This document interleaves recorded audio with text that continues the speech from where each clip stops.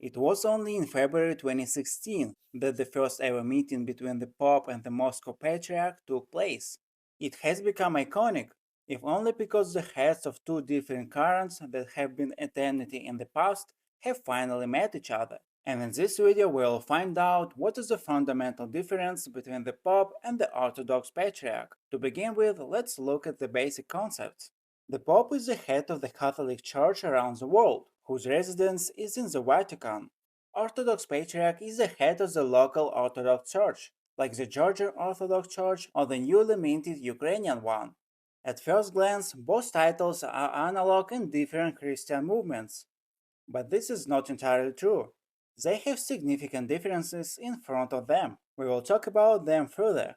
The first and rather significant difference is that the Pope has a broad authority that extends to all Catholics in the world.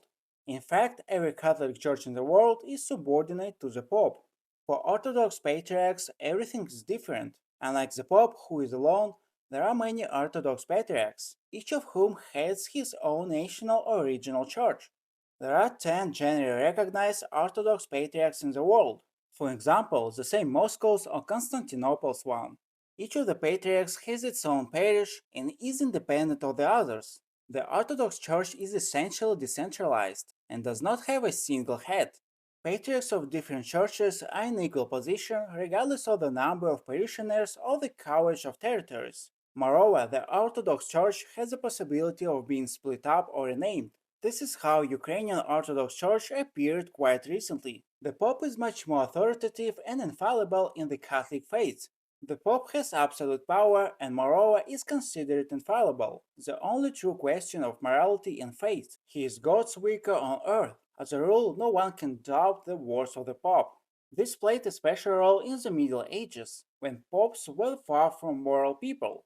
However, no one could ever contradict them. The Patriarch does not have absolute power. For example, in the Russian Orthodox Church, there is not only a Patriarch, but also a Bishop's Council, somewhat resembling a modern parliament with voting on various issues. The Patriarch is an ordinary church manager, albeit with considerable rights. In addition to religious authority, the Pope has real political and territorial power, which no Orthodox Patriarch has. The Vatican is considered a separate state. With a theocratic monarchy, the head of the country is just the Pope.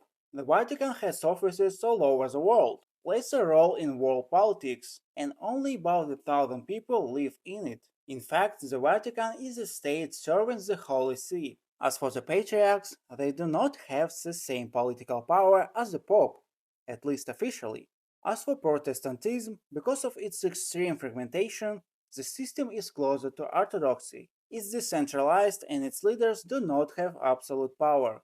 Subscribe to my channel where you can learn more about Russia, Ukraine or other countries of the former USSR.